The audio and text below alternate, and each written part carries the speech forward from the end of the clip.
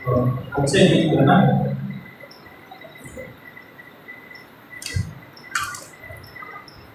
Okay, कुछ समय जो है मैं आपसे इंग्लिश में प्रभु का वचन पढ़ूंगा। उससे पहले जो है मैं परमेश्वर का धन्यवाद देता हूँ कि प्रभु ने जो है यहाँ पर वचन बांटने के लिए मौका दिया। परमेश्वर का आभार करें और पास्टर का भी धन्यवाद करें कि उन्होंने जो है वचन बांटने के लिए जो है मौका दिया। याद रखिए कि परमेश्वर जो है अनुग्रहकारी है, हमेशा हमें अनुग्रह देता है। तो आज जो है मैं कुछ समय जो है बात करूँगा। तो परमेश्वर हमें अनुग्रह को उपहार देता है, यानी परमेश्वर जब भी हमें कुछ भेंट देता है, तोहफे देता है, तो किसमें देता है? अनुग्रह में तोहफे देता है। और आज हम यहाँ पर बैठे हैं तो उसकी आराधना कर रहे हैं, प्रार्थना कर रहे हैं, उसके नाम को हम ऊँचा उठा रहे हैं। ये भी जो है परमेश्वर के द्वारा दिया हुआ हमारे लिए सबसे बड़ा है ना भेंट, तोहफा है। और ये अनुग्रह की वजह से हमको दिया गया है, अनुग्रह की वजह से हमको ये मिला है। तो मेरे साथ प्रभु का वचन पढ़ने के लिए निकाल सकते हैं भजन संहिता उसका 53 अध्याय और उसका 2 पंक्ति यहाँ पे बोलता है।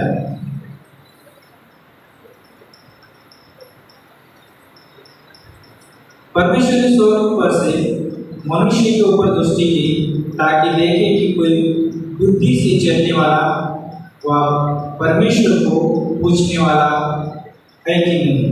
तो यहाँ पर जो है परमेश्वर देख रहा है, किसको देख रहा है? मनुष्य को देख रहा है। परमेश्वर पेड़ पौधों को या जानवरों को नहीं देख रहा है, परमेश्वर मनुष्य को देख रहा है। क्यों देख रहा है?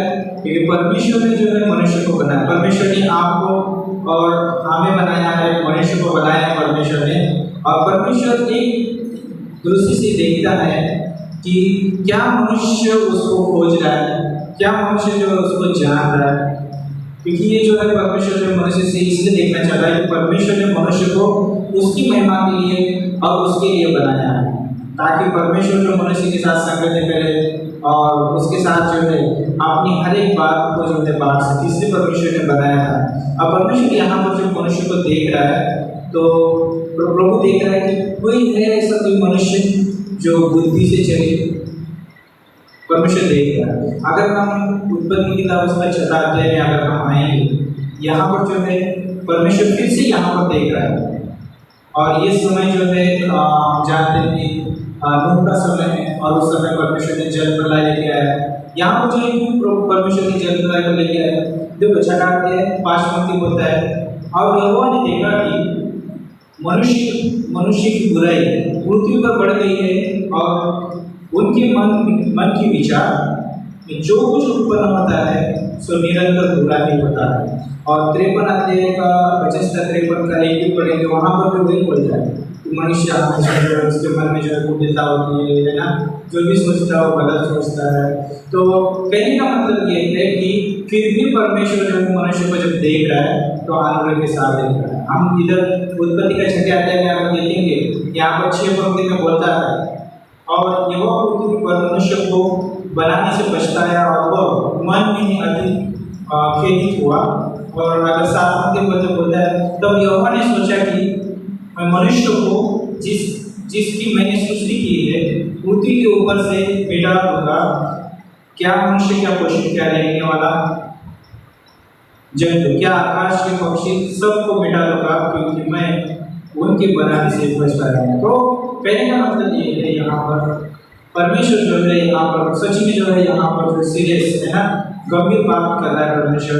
क्योंकि परमेश्वर को जो है मनुष्य के इसलिए बनाया था ताकि उसकी महिमा करे, उसके साथ संगति करे, उसके साथ जो है मगन रहे। और एदम की वाटिका में देखते हैं कि मनुष्य को कुछ नहीं करना है, सिर्फ परमेश्वर के साथ संगति करने के लिए जो भी परमेश्वर ने उसके लिए बनाया था वो सब अच्छा था, उसके लिए जो लाभदायक था। और आज अगर हम देखते हैं कि उस पाप की वजह से जो है परिणाम गंभीर है, और आज दुनिया में जो है बीमारियां है, बहुत सारी चीजें हैं।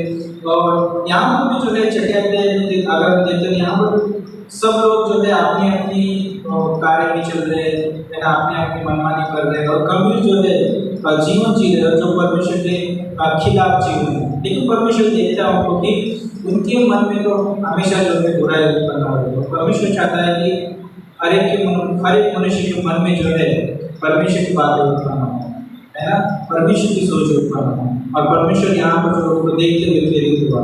तो क्यों ना हम प्रार्थना करते हो और फिर आगे बढ़ते हैं। प्रभु हम धन्यवाद देते हैं, आपकी स्तुति करते हैं, आपकी प्रशंसा करते हैं। और ये वचन आपका है, आपके दास प्रभु आपके लोग प्रभु बात करिए इस समय आपकी महिमा में। धन्यवाद देते हैं, यीशु के नाम से मांगते हैं, आमीन। ओके, हम उत्पत्ति के 6 अध्याय में हैं और यहाँ पर नोहा के बारे में आकर देखेंगे। नोहा के ऊपर जो है परमेश्वर ने उसके ऊपर और उसके परिवार के ऊपर कृपा दृष्टि की, यानी कहने का मतलब परमेश्वर ने उनके ऊपर अनुग्रह किया।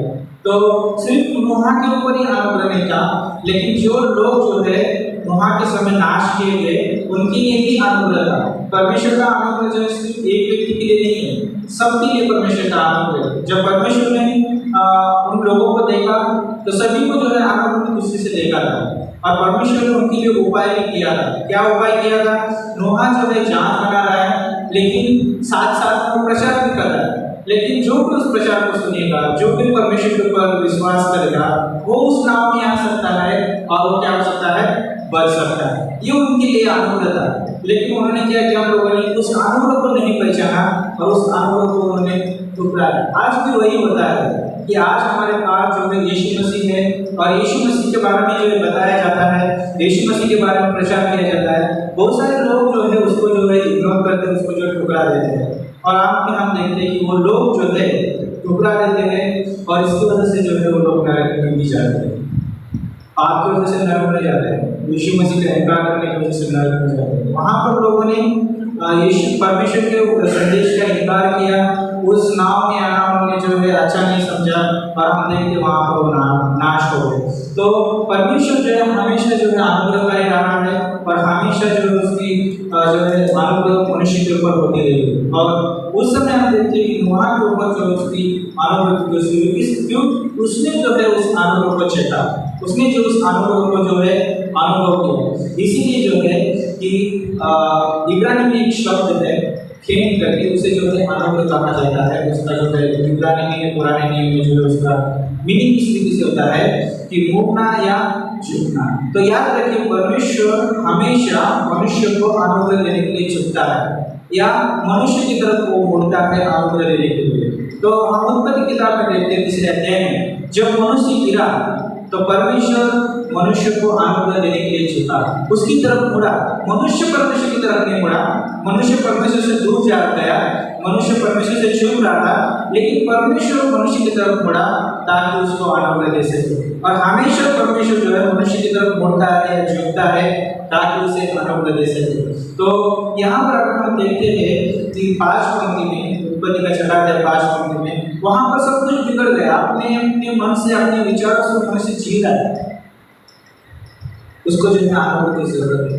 आज भी मनुष्य जो है अपने आप में खोया हुआ है, अपने आप में जीवन जीता अपने विचारों में खोया हुआ है, उसे अनुग्रह की जरूरत है। इसलिए जैसे कि परमेश्वर देखता है अनुग्रह की दृष्टि से, उस रीति से जो है हमें विश्वास से होने के नाते हमें भी जो है लोगों की तरफ उस अनुग्रह की दृष्टि से देखना बहुत जरूरी है। कई बार हो सकता है ऐसा कि हम जो उनका न्याय कर सकते थे, हो सकता है कि हम उनको जो है गलत तरह से भी देख सकते हैं कि अरे ये लोग जो है ये बुराई करते हैं, इस से जीवन जीते हैं, उस रीति से जीवन जीते हैं, है ना। हम उनकी बुराई को देख सकते हैं, लेकिन क्या हम उनको अनुग्रह से देख सकते हैं?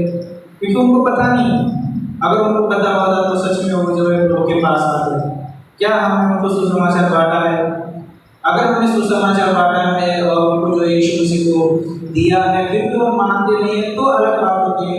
तो कहने का मतलब ये है कि हमारे पास अनुग्रह की दृष्टि होना चाहिए, परमेश्वर के पास अनुग्रह की दृष्टि। जब परमेश्वर हमें देखता है, किसी भी मनुष्य को देखता है तो अनुग्रह के द्वारा होता है। तो मैं आपको जो है नए नियम में लेकर जाना चाहता हूँ, यूहन्ना की किताब उसका 8 अध्याय। और यहाँ पर जो है एक स्टोरी बहुत अच्छी है और ये जो है एक स्त्री के जीवन की कहानी है। और ये स्त्री जो है वही विचार में पकड़ी गई है। किसमें पकड़ी गई है? वही विचार में पकड़ी गई है। और यहाँ पर जो है 8 अध्याय का 3 पंक्ति में यहाँ पर जो है शास्त्री और फरीसी लोग थे और ये शास्त्री और फरीसी लोगों ने क्या किया, उस स्त्री को लिया और यीशु मसीह के पास आए। यीशु मसीह दे चुका था वहाँ पर और वहाँ पर उस यीशु मसीह के पास लेके आए। उस स्त्री को जो है ला के यीशु के सामने खड़े करते हैं और कहते हैं कि स्त्री ने जो है व्यभिचार किया है। तो उन्होंने जो स्त्री को लाया, लेकिन उनका लाने का मकसद सही नहीं था, उनका लाने का मकसद गलत था, क्योंकि वो यीशु मसीह को जो है कुछ गलतियों में पकड़ना चाहते थे, यीशु मसीह को जो है दोषी ठहराना चाहते थे, उनका लाने का मकसद कुछ अलग था। तो यहाँ पर उन्होंने लाया और उन्होंने जो है मूसा की व्यवस्था को भी प्रदर्शित किया। हाँ, मूसा की व्यवस्था में लिखा है जो विचार किया जाएगा मुझे पता लगता है मार दिया जाएगा, लेकिन वहाँ पर जो विचार करने के लिए जो है दो व्यक्ति की जरूरत होती है। तो यहाँ पर उन्होंने सिर्फ एक व्यक्ति को लेके आए, क्योंकि वो यीशु मसीह को जो है गलती में पकड़ना चाहते हैं। तो हमेशा जो है मनुष्य जो है अपने ज्ञान की वजह से जो है, अपनी जो है बुद्धि की वजह से जो है वो जो है दूसरों को जो है कुछ अलग रीति से समझता है। तो उस रीति से जो यीशु मसीह को भी जो है गुरु की रीति से मानते थे, लेकिन उसको जो है दोष में पकड़ना चाहते थे। लेकिन अगर हम यहाँ पर देखेंगे, यीशु मसीह क्या है, वो परमेश्वर है, स्वर्ग का परमेश्वर है, स्वर्ग का इंसान है। तो यहाँ पर वो भूल गई कि वो क्या है, एक व्यवस्था जानता है। तो यहाँ पर जो उस स्त्री को लेके आए, तो यहाँ पर जो है उन्होंने जो है यीशु के सामने प्रस्तुत किया, लेकिन 6 पंक्ति में जो है यीशु मसीह ने उनको कुछ नहीं कहा। यीशु मसीह झुका और वो जो है कुछ उंगली से लेने लगा जमीन पे। तो कहने का मतलब ये है, परमेश्वर वो वहाँ पर था, लेकिन शांत इसीलिए था क्योंकि जो लोग लेके आए उनको भी आनंद की जरूरत है, और जो स्त्री जो है पाप में गिर गई उसको भी आनंद की जरूरत है, क्योंकि यीशु मसीह अनुग्रह और सच्चाई से परिपूर्ण होकर इस दुनिया में आया था। वो जानता है कि ये लोग जो है दोष लगाने के आए, उनको भी अनुग्रह की जरूरत है। तो मनुष्य हमेशा जो है व्यक्तियों को या किसी को भी जो है किस नज़र से देखता है, ये बहुत मायने रखता है कि आप किस नज़र से देखते हैं। तो यहाँ पर जो है उन लोगों ने जो है सिर्फ उसको व्यभिचार की नज़र से देखा, व्यवस्था की नज़र से देखा, लेकिन उन लोगों ने जो है उसको आनंद की नज़र से देखा। इसे जो है परमेश्वर देखता है आनंद की नज़र से। और हम एक विश्वास करने के नाते याद रखिए, परमेश्वर का स्वभाव चरित्र हमारे अंदर है, पवित्र आत्मा हमारे अंदर है और उसका वचन हमारे पास है। ये जो है हमें सहायता करते हैं, मदद करते हैं कि हम परमेश्वर की तरह हम देख सकें दूसरों को। तो यहाँ पर जो है अगर हम परमेश्वर के बारे में बात करेंगे तो यीशु मसीह जो है बहुत उच्च स्तर का व्यक्ति है ना, परमेश्वर है वो, उसका जो सिंहासन जो है स्वर्ग में है, लेकिन वो जो है वो स्वर्ग का सिंहासन छोड़ के इस धरती पर आया। क्यों? क्योंकि मनुष्य को बचाने के लिए, और वो जो है हमारे जैसे हमारे समान बन गया ताकि वो जो है हमें बचा सके। तो यहाँ पर एक बात सोच रहा था मैं कि परमेश्वर कितना आनंदकारी है कि हमारे लिए अपना सिंहासन नहीं छोड़ता है, और उसने जो है सिर्फ कहा नहीं, उसने करके दिखाया। और वो जो है वो स्वर्ग का आनंद का सिंहासन छोड़ के धरती पर आया और उसने जो है हमारे लिए जान दी। तो कुछ पॉइंट जो है मैं बताना चाहूँगा। तो यहाँ पर पहला पॉइंट है, परमेश्वर मनुष्य को है ना उठाने के लिए झुकता है। अगर हम इस स्त्री के जीवन से देखेंगे, ये स्त्री गिर चुकी थी, पाप में गिर चुकी थी, अपने चरित्र में गिर चुकी थी, है ना, लोगों की नजर में गिर चुकी थी। आप जो है वो स्त्री जो है कुछ नहीं कर सकती है, आप जो है व्यवस्था के साथ उसको दंड दिया जाएगा, वो जो है उसके पास अभी मृत्यु हो जाएगी, और वो स्त्री जो है जैसे मान उसके पास कोई आशा नहीं है, लेकिन यीशु मसीह वहाँ पर था और वो झुका और उस स्त्री को जो है आनंद दिया। याद रखिए, कई बार हम भी जो है कई क्षेत्र में गिर सकते हैं, हम कई क्षेत्र में जो है हम गिर सकते हैं, लेकिन याद रखिए कि हमें आनंद देने वाला परमेश्वर हमारे पास है ना, क्योंकि वो उसका आनंद कभी खत्म नहीं होता। इसलिए एक वचन का 24-16 में कहता है, जय 7 बार गिरे 7 बार उठ खड़ा होगा। क्यों खड़ा होगा? क्योंकि उसका आनंद, परमेश्वर का आनंद हमारे लिए काफी वो खड़ा करने के लिए। तो यहाँ पर जो है तो यीशु मसीह उस स्त्री के लिए झुका, इसलिए जो है हम जाकर उसने आनंद दिया, इसलिए जो है वो बचे। तो कहने का मतलब ये, आनंद का मतलब हम जानते हैं कि जिसके लायक हम नहीं थे वो हमें मिला। वो स्त्री जो है उस लायक नहीं कि उसको जीवन मिले, वो बचाई जाए, वो जो है आगे का समय अपने आंखों से देख सके, है ना, आगे का अपना जीवन जो है जी सके, उस लायक नहीं थी, क्योंकि व्यवस्था के साथ दंड दिया जाएगा वहाँ पर। लेकिन यीशु के आनंद की वजह से वो आगे का समय देख पाए। हम भी उस समय वैसे ही थे जब हम पाप में थे, हम जो है नरक के रास्ते पे थे, लेकिन यीशु मसीह ने हमें आनंद दिया। अब हमारे पास मृत्यु नहीं है, हमारे पास जो है अनंत जीवन है, और अनंत जीवन जो है हम स्वर्ग जाने के बाद नहीं मिलेगा। जिस समय हमने विश्वास किया उसी समय से हमारा अनंत जीवन है, हमारे पास मृत्यु नहीं है ना। तो सोचिए कि हमारे पास भी जो व्यवस्था के अनुसार मृत्यु थी, है ना, क्योंकि हम भी जो है हमारे ऊपर भी दंड था, लेकिन यीशु मसीह ने उस क्रूस पे हमारा सारा दंड क्या कर दिया है, चुका दिया है, माफ किया हमको। इसलिए जो है हम भी बचाए गए। यीशु मसीह झुका ताकि हम बचाए जाए, है ना। इसलिए यीशु मसीह धरती पर आए। इसलिए यीशु मसीह हमेशा मनुष्य को उठाने के लिए जो है झुकता है। ओके, दूसरा पॉइंट ये है, परमेश्वर मनुष्य को ऊंचे स्थान पर बिठाने के लिए झुकता है। सोचो, हमारा स्थान नहीं था जब हम स्वर्गीय स्थान पर बैठ सकते थे ना, लेकिन यीशु मसीह के अनुग्रह की वजह से, परमेश्वर के अनुग्रह की वजह से आज हम स्वर्गीय स्थान में बिठाए गए। ये है परमेश्वर का अनुग्रह। हम जो है गिर चुके थे, हमारे पास कोई योग्यता नहीं थी, लेकिन उस समय यीशु मसीह ने हमें जो है उस दूर मिट्टी से उठाकर जो स्वर्गीय स्थान में बिठाया। आज हमारा स्थान जो है स्वर्ग में, ऊंचे स्थान पे आज हम बिठाए गए। जो कोई यीशु मसीह पे विश्वास करता है, अनुग्रह की वजह से जो है वो ऊंचे स्थान पर बिठाया जाता है, वो स्वर्गीय स्थान पर बिठाया जाता है। तो हमें याद रखना है कि हम जो है स्वर्गीय स्थान में बिठाए गए व्यक्ति, हम साधारण नहीं है।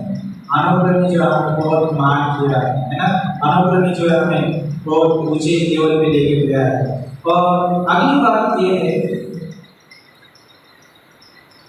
परमेश्वर मनुष्य की सेवा करने के लिए झुकता है। सोचिए, वो परमेश्वर है, हमें उसकी सेवा करनी चाहिए, लेकिन वो हमारी सेवा करने के लिए झुकता है। अगर हम देखें बाइबल में, आपको उदाहरण देखना चाहिए तो यीशु मसीह ने जो है शिष्य पे प्रेयर कर, वो झुका शिष्यों की सेवा करने के लिए। क्यों? क्योंकि वो जो है शिष्य सुसमाचार को लेके जाने, प्राणों को लेके जाने वाले, प्राणों को जीतने वाले हैं। और यीशु मसीह का मकसद वही था कि धरती पे इसलिए आया था ताकि वो प्राणों को जीत सके, बचा सके। आज उसने हमें जो है अद्भुत सेवा दिया है, और वो झुका, उसने हमारी सेवा की, है ना, मनुष्य की सेवा की। इसलिए आज जो है हम झुकते हैं, इसलिए आज हम मनुष्य की सेवा करते हैं, इसलिए जो है आज जो है हम प्राण को जीते हैं और प्रभु के पास लेके जाते हैं। तो झुकने में जो है आशीष है ना। गलत मकसद के लिए नहीं झुकना है, गलत रीति से नहीं झुकना है, सही मकसद के लिए और सही रीति से झुकना है। और जैसे परमेश्वर चाहता है वैसे हमें झुकना है। झुकने का मतलब ये है कि समर्पित करना है ना। तो यीशु मसीह ने जो है प्राणों को जीतने के लिए, है ना, लोगों को जीतने के लिए अपने आप को समर्पित किया, अपने आप को जो है उसने न्यौछावर कर दिया। क्या हम कर सकते हैं? यस, हम कर सकते हैं। प्रभु के अनुग्रह की वजह से हम प्राणों को जीतने के लिए अपने आप को प्रभु को दे सकते हैं, अपने आप को जो है सेवा के लिए दे सकते हैं। तो अगली बात ये है कि परमेश्वर हमारा आदर करने के लिए झुकता है। परमेश्वर हमेशा हमारा आदर करता है। जब भी हम प्रार्थना करते हैं, परमेश्वर हमारी प्रार्थना की तरफ कान लगाता है। जब भी हम परमेश्वर से बात करते हैं तो वो हमारे शब्दों को सुनने के लिए अपना कान हमारी तरफ लगाता है, इग्नोर नहीं करता है, हमें जो है छोड़ता नहीं, त्यागता नहीं, हमें ठुकराता नहीं, लेकिन वो हमारी तरफ झुकता है। सोचो कितनी अच्छी बात है। क्यों करता है परमेश्वर?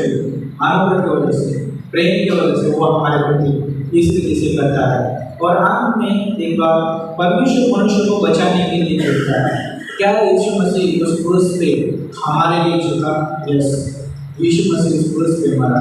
याद रखिए, क्रूस की मृत्यु बहुत खतरनाक थी। वो स्थान, दंड का स्थान मनुष्य का था, लेकिन उसने लिया। और हम जानते हैं परमेश्वर ने उस मृत्यु को इसलिए सहा कि वो हमसे प्रेम करता है, वो हमसे बहुत अनुग्रह देता है। तो इसलिए उसका प्रेम यीशु मसीह को इस धरती पर लेके आया और उसके अनुग्रह ने जो है मनुष्य को स्वर्ग लेके गया। कितनी अच्छी बात है। परमेश्वर प्रेम के द्वारा झुकता है, अनुग्रह के द्वारा झुकता है, और वही प्रेम और उसका अनुग्रह हमें जो परमेश्वर के साथ होता है, हमें जो है स्वर्ग स्थान में लेके जाता है। तो बहुत अच्छी बात है कि परमेश्वर जब भी हमें देता है, अनुग्रह के द्वारा देता है, जब भी हमें वो उपहार देता है या भेंट देता है, वो अनुग्रह के माध्यम से देता है। तो मैं प्रोत्साहन देना यही चाहता हूँ, है ना, परमेश्वर में बढ़ते जाइए, परमेश्वर में जो है प्रोत्साहन पाते जाइए, और याद रखिए कि हम जो है परमेश्वर के खास लोग हैं। तो आनंद के साथ हमें जीवन जीना बहुत जरूरी है। जब हम अनुग्रह की बात सुनते हैं तो वो अनुग्रह हमारे जीवन में आनंद लेके आता है और हमारे जीवन में जो है वो प्रोत्साहन से भर देता है। तो इसलिए हमें अनुग्रह में जीवन जीना बहुत जरूरी है। इसलिए परमेश्वर ने कहा कि इधर भी चाहे 7 बार गिरे 7 बार ऊपर खड़ा हो। यानी कहने का मतलब ये है कि हम जीते हैं अनुग्रह में, यदि हम गिरते भी हैं अनुग्रह में और चलते भी अनुग्रह में। तो क्योंकि हमारा जीवन अनुग्रह की वजह से, परमेश्वर की वजह से हमारा जीवन बचाया गया है ना। तो